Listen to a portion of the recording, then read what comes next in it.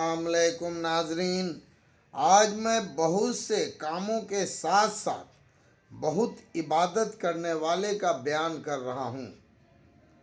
اہل مجاہدہ، عبادت میں زیادہ کوشش کرنے والے لوگوں میں اس قسم کے واقعات بہت کثرت سے ملتے ہیں کہ ان حضرات کی حرص تو بہت ہی مشکل ہے کہ اللہ جل شانہ نے ان کو پیدا ہی اس لیے فرمایا تھا، لیکن جو حضرات اکابر یعنی بزرگ لوگ کی دوسرے دینی اور مشاغل دنیا کے کاموں میں مشغول تھے، ان کے حرص بھی ہم جیسوں کو دشوار ہے۔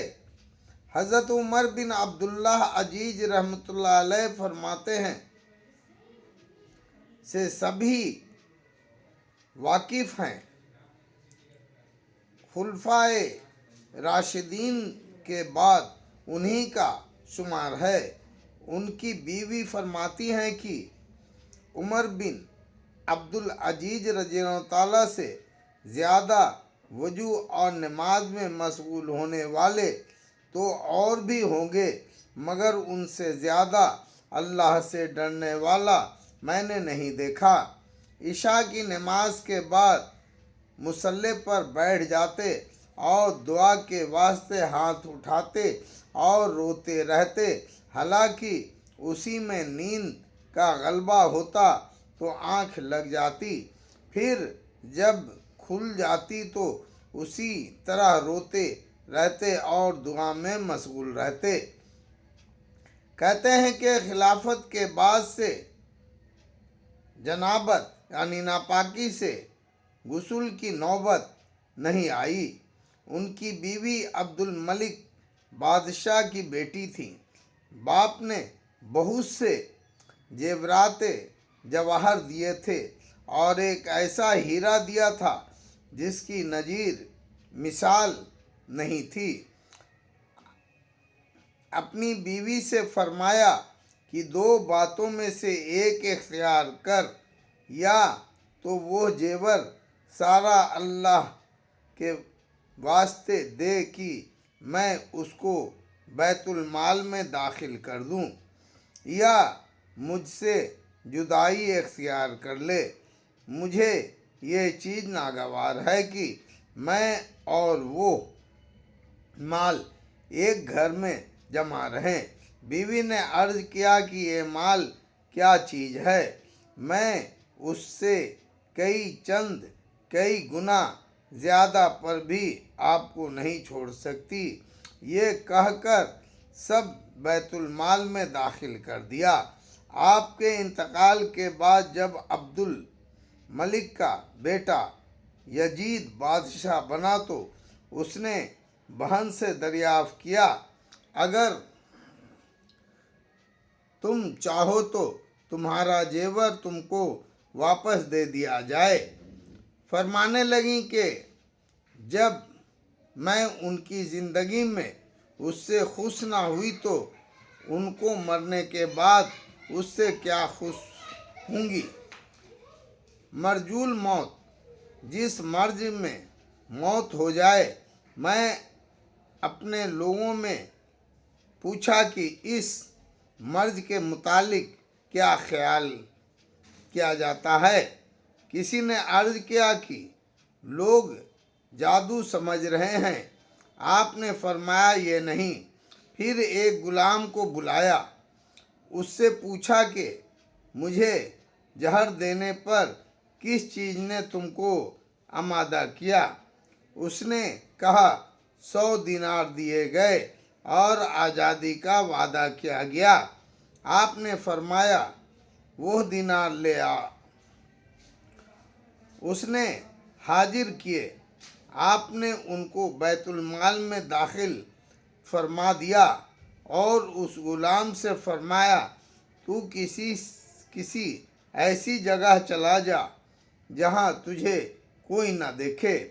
انتقال کے وقت مسلمہ رحمۃ اللہ علیہ ان کی خدمت میں حاضر ہوئیں اور عرض کیا کہ آپ نے اولاد کے ساتھ ایسا کیا جو کسی نے بھی نہیں کیا ہوگا۔ آپ کے بہتر بیٹے ہیں اور ان کے لیے نہ کوئی روپیہ آپ نے چھوڑا نہ پیسہ۔ آپ نے فرمایا ذرا مجھے بٹھا دو۔ بیٹھ کر فرمایا کہ میں نے ان کا کوئی حق نہیں دبایا اور جو دوسروں کا حق تھا وہ ان کو دیا نہیں، بس اگر وہ صالح ہیں تو اللہ جل شانہ خود ان کا کفیل یعنی ذمہ دار ہے۔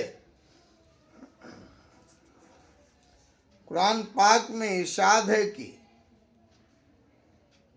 وَهُوَ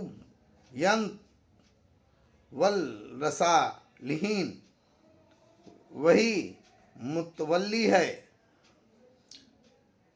صلح کا، اور اگر وہ گناہ گار ہے تو ان کی مجھ میں بھی کچھ پرواہ نہیں۔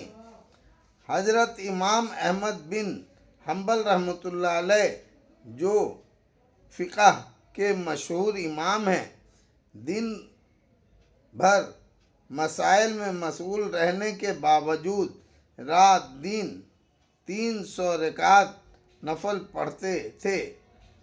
حضرت سعید بن جبیر رحمۃ اللہ علیہ ایک رکعت میں پورا قرآن شریف پڑھ لیتے تھے۔ حضرت محمد بن منقدر حفاظ حدیث میں ہیں، ایک رات تہجد میں اتنی کثرت سے روئے کہ حد نہ رہی۔ کسی نے دریافت کیا تو فرمایا تلاوت میں یہ آیات آ گئی تھی، وَبَدَا لَهُم مِّنَ اللَّهِ مَا لَمْ يَكُونُوا يَحْتَسِبُونَ۔ اوپر کی آیات میں اس کا ذکر ہے کہ اگر ظلم کرنے والوں کے پاس دنیا کی ساری چیزیں ہوں اور اتنی ان کے ساتھ اور بھی ہو تو بھی وہ قیامت کے دن سخت عذاب سے چھوٹنے کے لیے فدیے کے طور پر دینے لگیں۔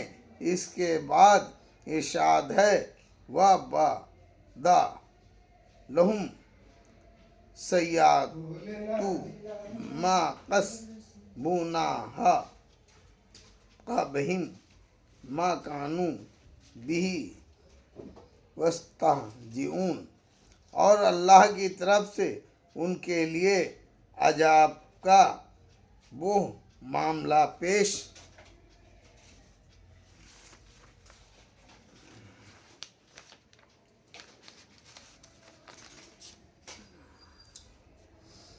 آئے گا جس کا ان کو گمان بھی نہ تھا، اور اس وقت ان کو اپنی تمام بدعمالیاں ظاہر ہو جائیں گی۔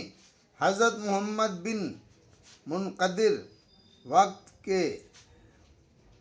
وفات کے وقت بھی بہت گھبرا رہے تھے اور فرماتے تھے کہ اسی آیات سے ڈر رہا ہوں۔ حضرت ثابت بنانی رحمۃ اللہ علیہ حفاظ حدیث میں ہیں، اس قدر کثرت سے اللہ کے سامنے روتے تھے کہ حد نہیں۔ کسی نے عرض کیا کہ آنکھ جاتی رہے گی؟ فرمایا کہ ان آنکھوں سے اگر روئے نہیں تو فائدہ ہی کیا ہے۔ اس کی دعا کیا کرتے تھے کہ یا اللہ، اگر کسی کو قبر میں نماز پڑھنے کی اجازت ہو سکتی ہو تو مجھے بھی ہو جائے۔ ابو سنان رحمۃ اللہ علیہ کہتے ہیں کہ خدا کی قسم میں ان لوگوں میں تھا جنہوں نے ثابت کو دفن کیا۔ دفن کرتے ہوئے لحد کی ایک اینٹ گر گئی تو میں نے دیکھا کہ وہ کھڑے نماز پڑھ رہے ہیں۔ میں نے اپنے ساتھی سے کہا دیکھو یہ کیا ہو رہا ہے۔ اس نے مجھے کہا چپ ہو جاؤ، اب دفن کر چکے تو ان کے گھر جا کر ان کی بیٹی سے دریافت کیا کہ ثابت کا عمل کیا تھا۔ اس نے کہا کیوں پوچھتے ہو، ہم نے قصہ بیان کیا۔ اس نے کہا 50 سال شب بیداری کی اور صبح کو ہمیشہ یہ دعا کیا کرتے تھے کہ یا اللہ اگر تو کسی کو یہ دولت عطا کرے تو کہ وہ قبر میں نماز پڑھے تو مجھے بھی عطا کر۔ حضرت امام ابو یوسف رحمۃ اللہ علیہ باوجود علمی مشاغل کے جو سب کو معلوم ہے اور ان کے علاوہ کاجب القجات یعنی چیف جسٹس ہونے کی وجہ سے قضا یعنی مقدموں کے مشاغل علیحدہ تھے، لیکن پھر بھی 200 رکعت نوافل روزانہ پڑھتے تھے۔ حضرت محمد بن نصر رحمۃ اللہ علیہ مشہور محدث ہیں۔ اس انہماک کے نماز پڑھتے تھے جس کی نظیر مشکل ہے۔ ایک مرتبہ پیشانی پر ایک بھیڑ نے نماز میں کاٹا جس کی وجہ سے خون نکل آیا، مگر نہ حرکت ہوئی نہ خضوع میں کوئی فرق آیا۔ کہتے ہیں کہ نماز میں لکڑی کی طرح سے وہ بے حرکت کھڑے رہتے تھے۔ بقی بن مخلد روزانہ تہجد اور وتر کی طرح رکعت میں ایک قرآن شریف پڑھا کرتے تھے۔ حضرت حنان ایک محدث ہیں، ان کے شاگرد کہتے ہیں کہ یہ بہت ہی زیادہ روتے تھے۔ ایک مرتبہ صبح کو ہمیں سبق پڑھاتے رہے، اس کے بعد وضو وغیرہ سے فارغ ہو کر زوال تک نفلیں پڑھتے رہے۔ دوپہر کو گھر تشریف لے گئے اور تھوڑی دیر میں آ کر ظہر کی نماز پڑھائی اور عصر کی نماز پڑھی اور قرآن پاک کی تلاوت مغرب تک فرماتے رہے۔ مغرب کے بعد میں واپس چلا آیا۔ میں نے ان کے پڑوس سے تعجب سے کہا کہ یہ شخص کس قدر عبادت کرنے والے ہیں۔ اس نے کہا کہ 70 سال سے ان کا یہی عمل ہے، اور اگر تم ان کی رات کی عبادت دیکھو گے تو اور بھی تعجب کرو گے۔ مسروق رحمۃ اللہ علیہ ایک محدث ہیں، ان کی بیوی کہتی ہیں کہ وہ نمازیں اتنی لمبی لمبی پڑھا کرتے تھے کہ ان کی پنڈلیوں پر ہمیشہ اس کی وجہ سے ورم رہتا تھا، اور میں ان کے پیچھے بیٹھی ہوئی ان کے حال پر ترس کھا کر رویا کرتی تھی۔ سعید بن مسیب رحمۃ اللہ علیہ متعلق لکھا ہے کہ 50 سال تک عشاء اور صبح کی نماز ایک وجہ سے پڑھی۔ اور ابو معتمر رحمۃ اللہ علیہ کے متعلق لکھا ہے کہ 40 سال تک ایسا ہی کیا۔ امام غزالی رحمۃ اللہ علیہ نے ابو طالب مکی رحمۃ اللہ علیہ سے نقل کیا کہ 40 تابعیوں سے تواتر کے طریق سے یہ ثابت ہے کہ وہ عشاء کے وجہ سے صبح کی نماز پڑھتے تھے۔ ان میں سے بعض کا 40 سال تک یہی عمل رہا ہے۔